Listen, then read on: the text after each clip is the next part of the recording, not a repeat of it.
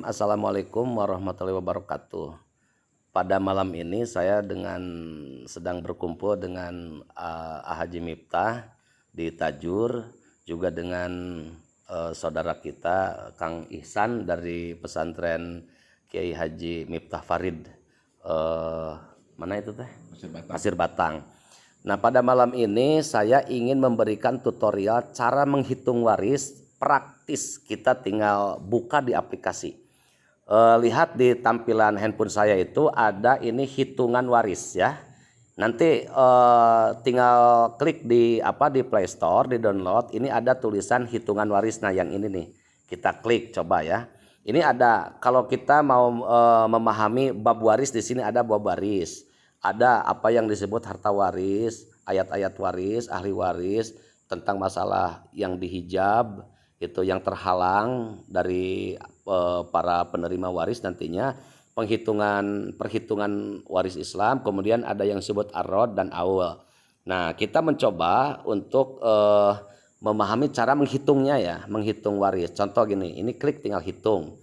Nah, misalkan yang meninggal itu suami, berarti ini klik laki-laki. Nih, klik laki-laki. Kemudian di bawah klik lanjut. Nah, kemudian di sini tirkah itu artinya harta yang akan diwariskan. Misalkan yang paling kecil lah 1 juta aja gitu ya, jangan banyak-banyak, 1 juta. Nah, di sini hutang tidak punya, wasiat tidak punya, pengurusan jenazah tidak. Nah, udah gitu baru tinggal dilanjut, udah lanjut. Misalkan gini, yang meninggal ini tidak memiliki ayah kandung, tidak memiliki ibu kandung. Kalau tidak memiliki ayah kandung, tidak memiliki ibu kandung, ini dikosongkan. Tapi kalau misalkan punya ayah kandung, punya ibu kandung, ini tinggal diklik ya, diklik. Kalau masih si orang yang meninggal itu, si bapak tadi yang meninggal itu punya ayah kandung atau ibu kandung. Kalau tidak punya, ini dibiarkan kosong seperti itu. Kemudian ke bawahnya, apakah dia punya istri? Misalkan punya, nah klik punya. Ini angka kosongnya dibuang ya, langsung. Misalkan 1 istrinya.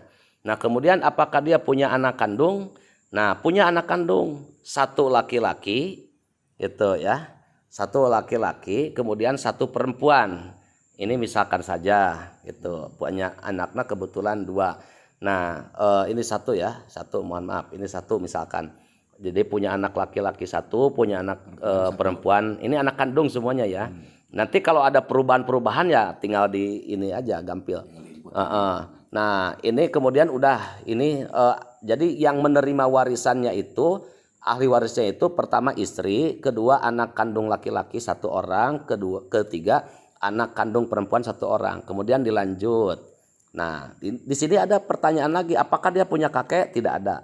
Nenek dari ayah? Tidak ada. Nenek dari ibu? Tidak ada. Udah lanjut.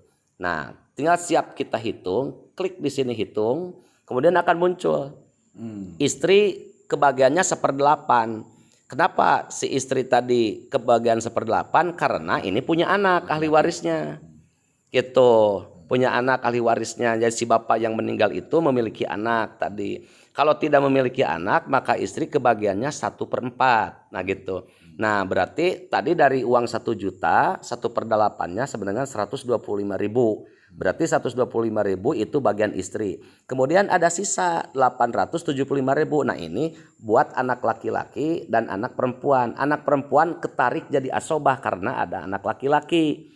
Nah, anak laki-laki kebagian 2. Nih di sini tulis ada 2.